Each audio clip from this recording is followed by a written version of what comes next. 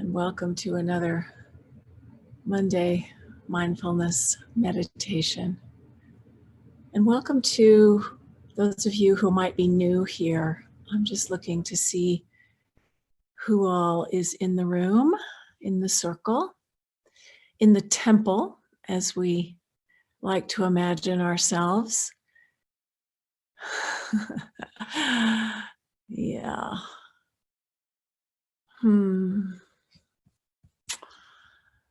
So, yes, once again, welcome to those of you who may be new here.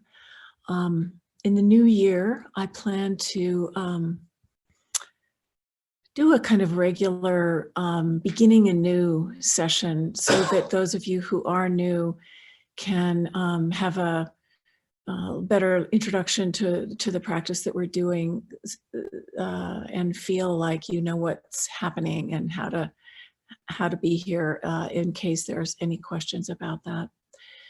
So for today, we're just going to go into a talk that I would like to give about the 4 thoughts that turn the mind that came up last week in our discussion, thanks to you, Liza Jane. And before I start, I'm just sort of collecting my thoughts here. I want to let you in on what's happening for me right now, which is that after all of our talk of stopping, that this practice so beautifully facilitates, I realized last week that I'm in need of stopping myself. Radical thought.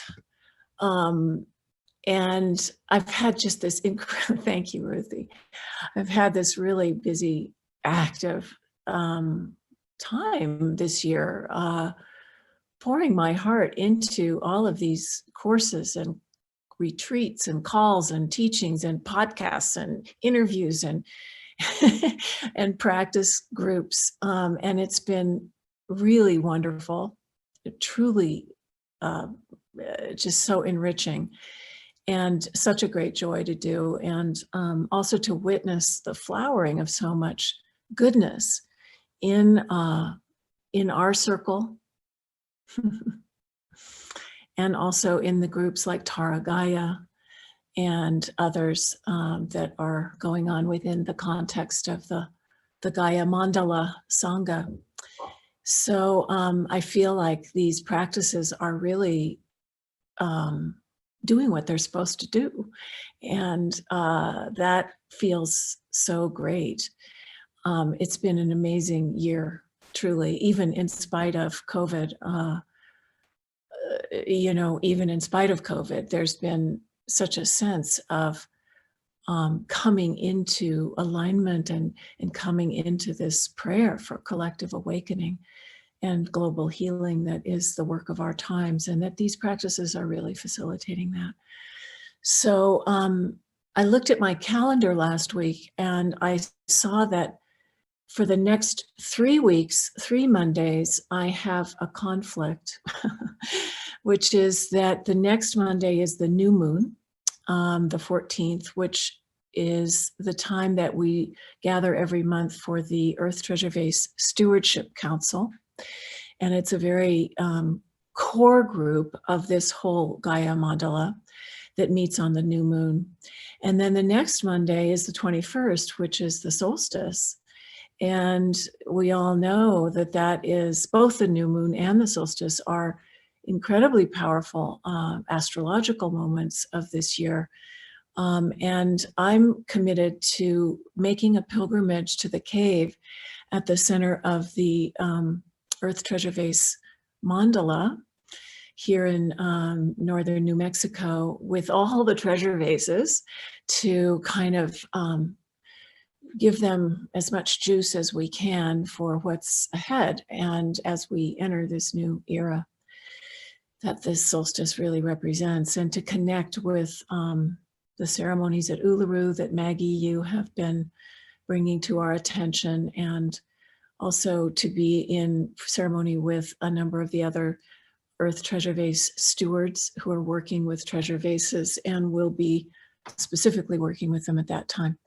So I am not free on that Monday, the 21st. And then the 28th is the day before the full moon being on the 29th here in the Northern Hemisphere of the United States.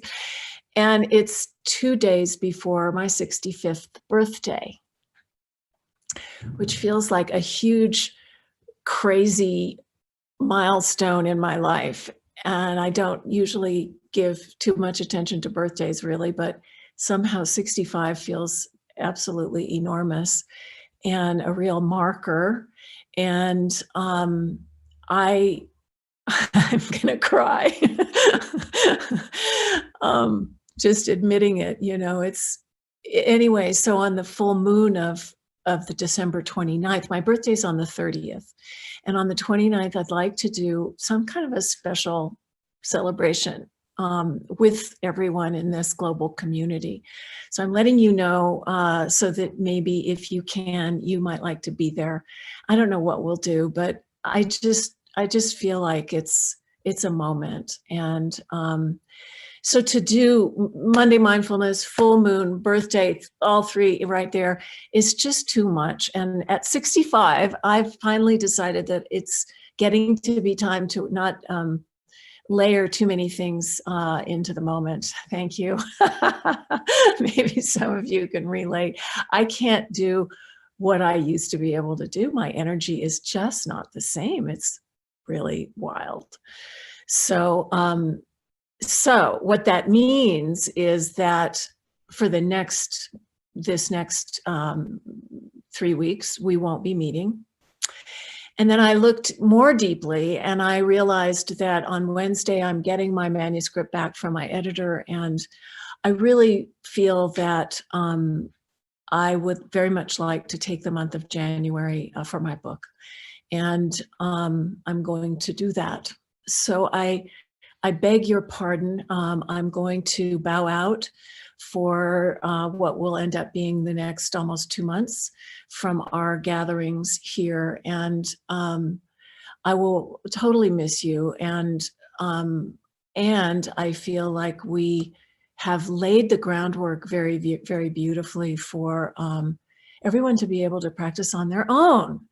And that is actually really what we all need to do anyway. And I'm only sorry because full moon, new moon, solstice, these are such powerful times for us to be practicing. So I want to really encourage you to really do practice on your own, and to, on the solstice in particular, to do a ritual on your own of some sort that really marks this time and this entrance into a new era, as they say in astrology, but also the solstice being the time when in the Northern Hemisphere we turn from the longest night to the days then growing longer, the light returning.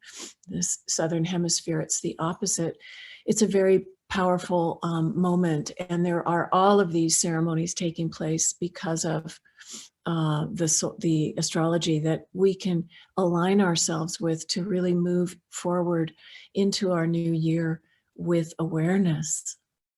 So I want to also offer the mandala as a place where we can be in touch, and to use the mandala as a place to be in touch and to share your ceremony, your ritual on the solstice. I'd love to see and know what you all are doing. And also to talk about how it's going with your own practice on your own and things like that. So we can continue to support each other. I would love to encourage you to get a bell, as came up the other couple weeks ago, I think. If you don't have one, and work with it as I have taught you. And also to work with the little gathas, the mindfulness poems that accompany our practice of sitting and walking and training, so that next year, for those of you who might be interested, we can do a little subgroup to train in leading practice. And that could be really helpful for times when I need to bow out someone else, or maybe it can rotate amongst the group, different people leading sessions. And I would just love to see that kind of thing begin to happen. So if you take this as a time to begin to put into practice some of what we've talked about here, that would be great. And for those of you who are new, we always start and end with these opening and closing verses, which if you don't have a copy of those, they are posted in the mandala in the group that is associated with the Monday mindfulness meditation. And I'm looking for a place to post those again that is easily accessible without having to scroll through everything that's been posted. But that's also where you can find the recordings of the Dharma talks and all kinds of other things, hopefully from all of you over the next few months. So, so that's all, a bit bittersweet in a way, but I hope you understand what time it is for me.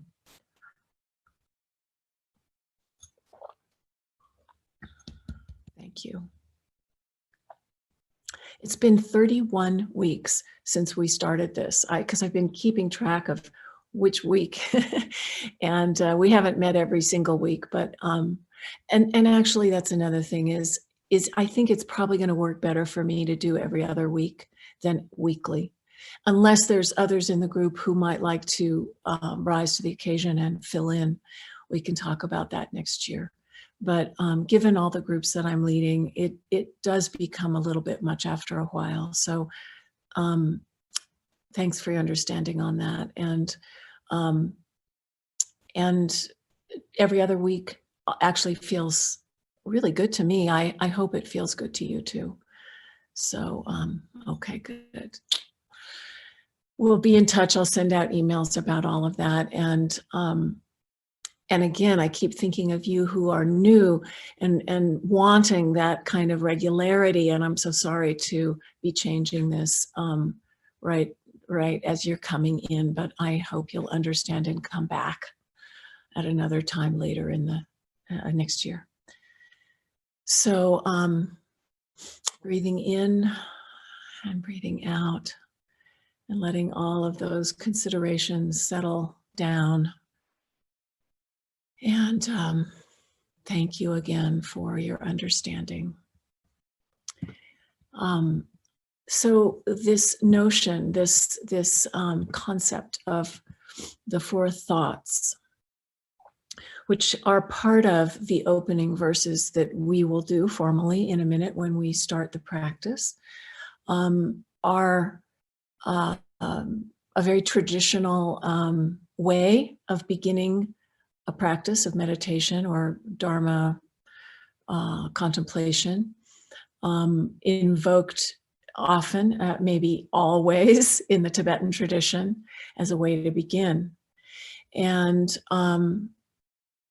so it sort of goes along with the refuge and bodhicitta verses that we also do to begin the practice, to remind ourselves what our orientation is here.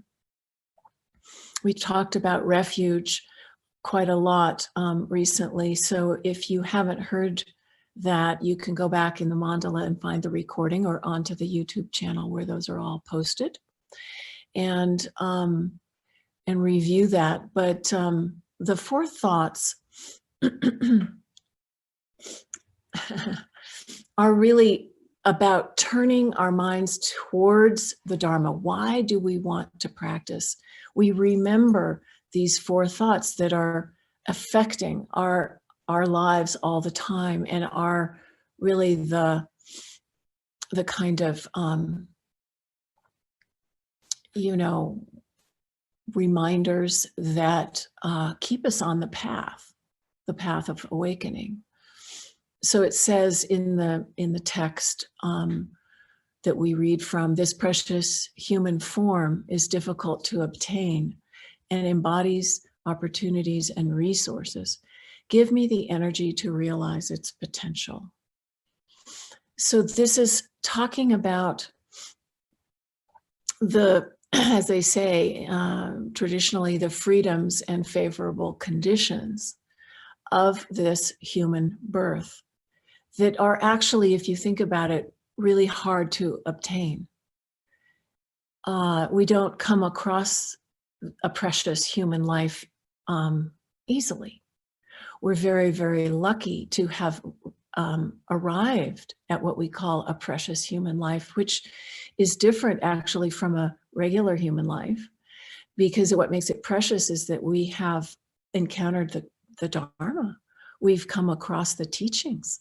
We have discovered a path of liberation that makes this life utterly precious. Like, this is the most precious thing there is. And so not only that, but we have freedom if we're lucky as humans, and many humans don't. Oh, excuse me, the phone is in here and I didn't move it, so just ignore that. We have these favorable conditions that allows us to practice. We not only have come into contact with the teachings, but we have also we're living in the conditions that allow us to actually put them into practice. We're not struggling for our survival like many people are. So, you know, the sort of the prayer is, may I derive what is essential from this meaningful human life.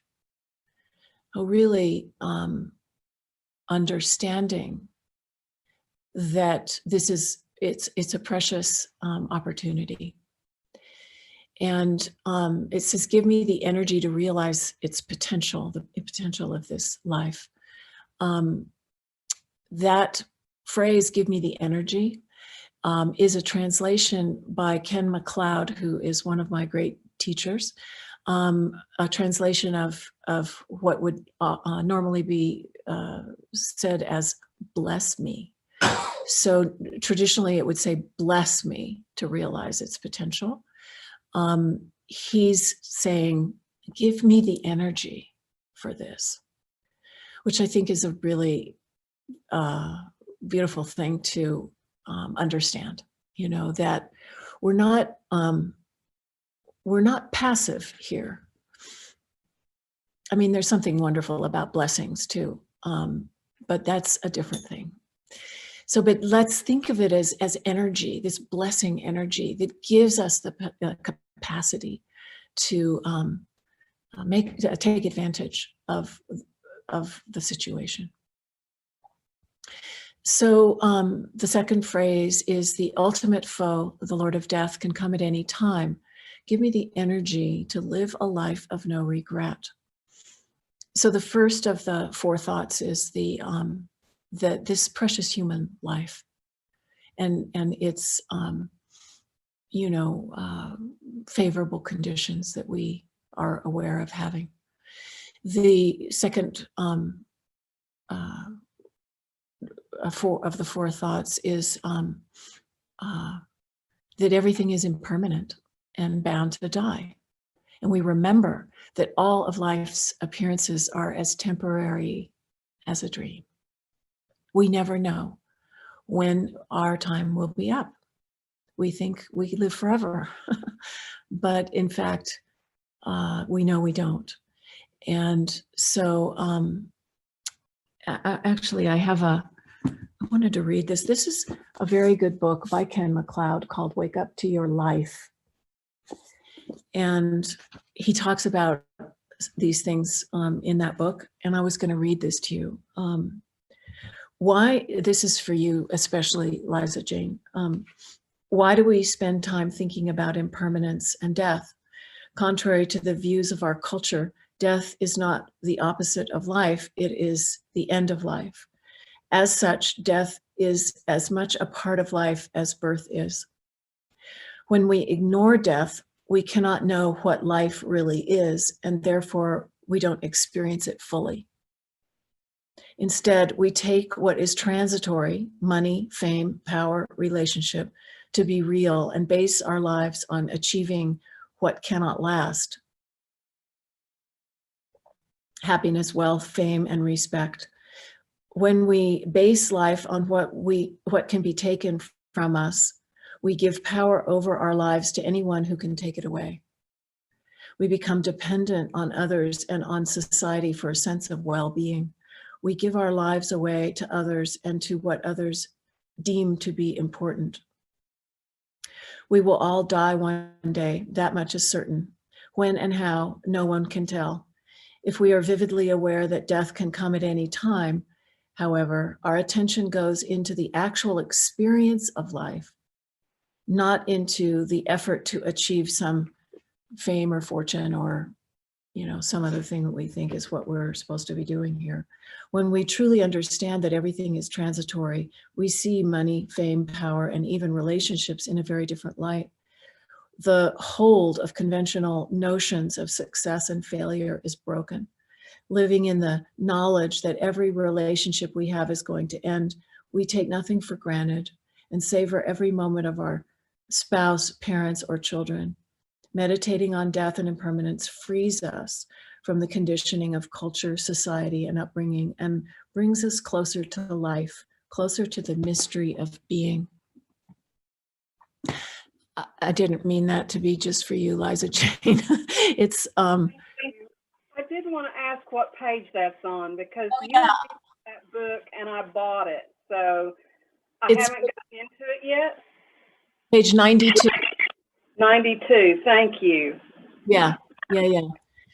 So anyway, the ultimate foe, the Lord of Death, can come at any time. Give me the energy to live a life of no regret. So we do contemplate death and impermanence. We realize that it's always there, not in a morbid way, but in a way that makes us much more present. And we begin to take into consideration the things that are really important, and the things that are not so important, we are much more able to let go of. We don't chase after those things that really aren't going to fulfill us as much. So let's live a life of no regret. And of course, we're all going to have regrets. But we get to a place where we can begin to identify what those are, and to live in such a way that we're not creating more regret. So these are very important to take into consideration. The next section is the laws of the way things are work internally. Give me the energy to live without shame. So it's kind of connected to living a life of no regret. This has to do with the results of traditionally our virtuous and non-virtuous actions, which are considered causes for how we experience life. They're inexorable, so they say. May I be skilled in knowing what to adopt and what to reject. In other words, may I know what is worthwhile, and focus on that. What's going to create the conditions for beauty in the world? It's one way of saying it. This is very connected to the notion of karma, which is, of course, a very big topic in Buddhism, but which I personally don't give a lot of energy to, because, and Ken talks about it in that book at length. Ken is great. He says, life is a great mystery. And part of our practice is to become comfortable in the mystery, and comfortable in the place of not having to figure everything out and control everything. karma is usually taken as a belief that is used to explain the mysteries of life, because we're uncomfortable with those mysteries. But I would like to invite us to understand karma as a way of dismantling, in Ken's language, dismantling the belief and opening to the mystery of our experience. We think of karma as the ripening of past actions that create the conditions for what we experience now.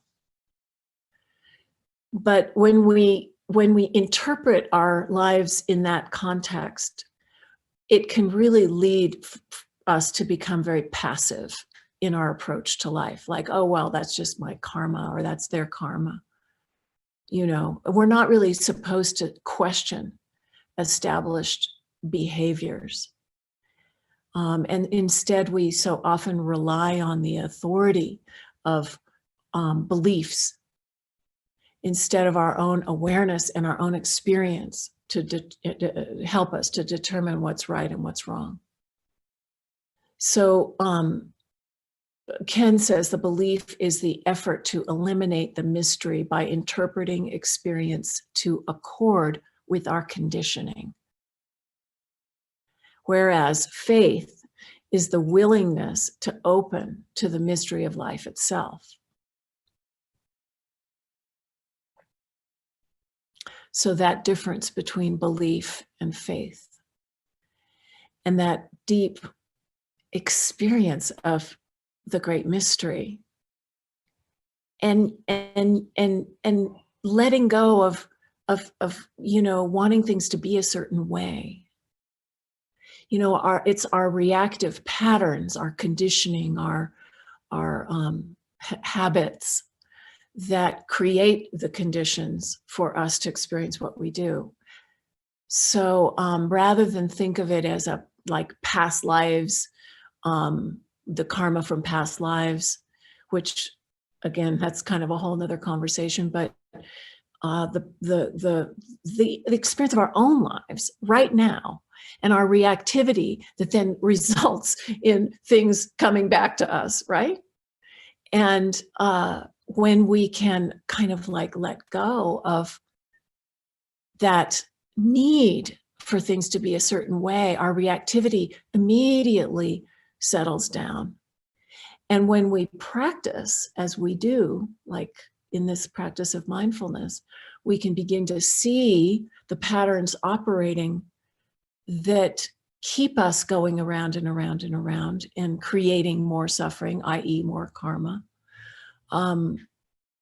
We are able to, through the practice, to live more and more from presence instead of reactivity.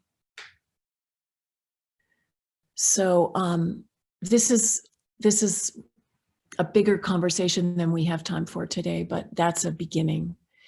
And I always think of my Zen teacher from Korea, Sansanim, who used to say, good luck, bad luck, who knows? In terms of how things go in our lives. And we think maybe something is just awful, but in fact, we learn so much from that. And anyway, there's just this bigger picture. So let's live a life without shame, where we feel good about what we're putting out into the world for ourselves and for others. And that's really, like my husband Hugh always says, he says, be a good person. Be a good person. Were you a good person today? And that is really what it all comes down to. All right, so then the next one of these 4 thoughts is suffering is present in all 6 realms. Give me the energy not to take birth in these states.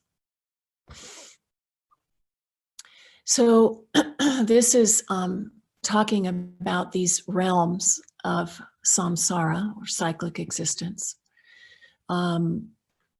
that really have this nature of suffering. And the suffering, of course, comes from a lack of awareness.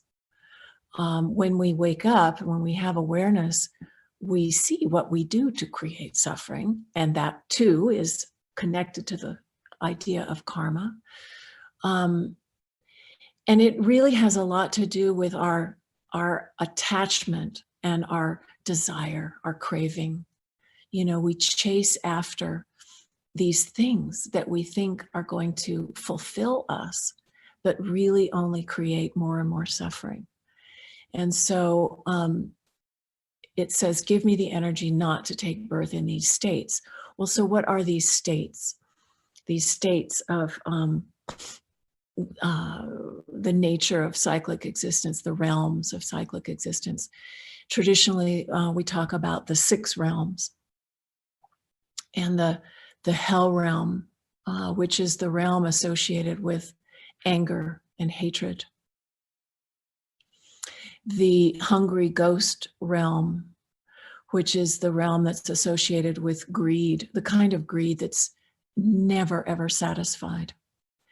And the image of the hungry ghost is someone who's got this head and then this really teeny tiny neck that is so small that you couldn't possibly swallow anything. And then this huge stomach that is, desperate for food, desperate for drink, desperate for whatever it is. But they can't get it in, so it's like just this insatiable greed, desperate and grasping. The animal realm is the realm that has to do with instinct and survival, kind of basic survival. The human realm is usually associated with desire, the kind of desire that is temporarily satisfied, but is, once you get whatever that is, then you want more of it, or you want something else, or you think it's going to be like this. And so, you're always striving, always striving for the next thing. Keeps us so busy and so preoccupied and, so consumed with our little human lives. So, and then there's what they call the Titan realm, or the demigod realm, having to do with jealousy. You want what others have, and particularly you want what the gods have. And the god realm is the 6th realm, and that has to do with pride. So the jealous gods, or the Titans, are those who, are doing everything to get or to win, to be like others. They're very jealous. The God realm is that you think you're so special and so superior, and you have everything. Those celebrities are a great example of the God realm, because they just they've got it all, right? But eventually they realize at the end of their lives, not celebrities, but anyone who's caught in that realm, that it's all going to end. And they've missed the moment completely, and we're all going to die. So this is, these are teachings on really internal states. Sometimes it comes across as if these are really actual realms, and maybe they are, I don't know. But I know that they're all in me, and they're all in you, and they're all operating every direction in samsara, in the United States of America, certainly. So the opportunity here is to pray, to not take birth in these states. By not taking birth in these states, meaning not identifying with one of those realms so much that we end up living our lives that way and being completely caught up in those poison. They call them the poisons of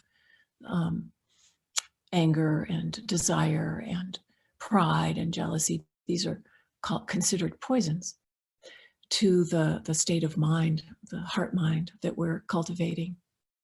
So remembering all of this, all of it, may my mind turn towards the Dharma. And then in our prayers, it says, the reliable and definite refuges are the three jewels. Give me the energy to trust them. So we've talked about taking refuge in the three jewels a couple weeks ago, whenever it was. And we invite ourselves to trust this sense of refuge in order to transform these conditions and to stabilize ourselves, in our practice. It says the 6 kinds of beings are as kind as my parents. Give me the energy for loving kindness and compassion. So this looks back to the 6 kinds of beings in those in those realms, right? Who are, we can, every time we encounter one of those kinds of beings, maybe our reactivity would be to like push them away and go, get out of here. I don't want to have anything to do with you. But in fact, they're teaching us as kindly as maybe a parent would do, so we ask for having loving kindness and compassion. This is also part of our refuge, this loving kindness and compassion that is the thing that we aim towards, that be a good person, be kind, be compassionate, be caring, even towards those we have aversion for. In the end, my mind is nothing but being as truth. Give me the energy to attain a stable understanding.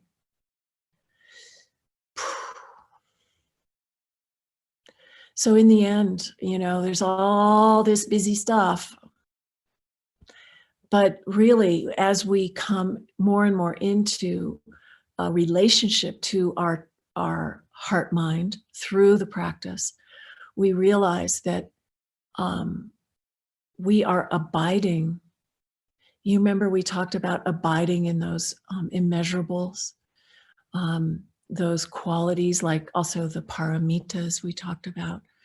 We abide in a place that is beyond concepts, beyond grasping, beyond reactivity. And that is a place of being that we touch every time we take a breath and come back to the present moment. And we experience that truth, that larger truth that is unconditioned by all this stuff. And so we ask for the blessing to attain a stable understanding of that place, because that's the place where we want to rest our awareness over and over again, short moments, repeated many times, so that that becomes the habitual pattern, not the reactivity. And that unconditioned state of awareness itself is where awakening, is found. Remembering this, may my mind turn towards the Dharma. So that's, I did that very quickly because there was so much taken up with the first part of our meeting. And I apologize for the length of time talking. But now let's turn our minds and our hearts towards the Dharma and practice. Thank you.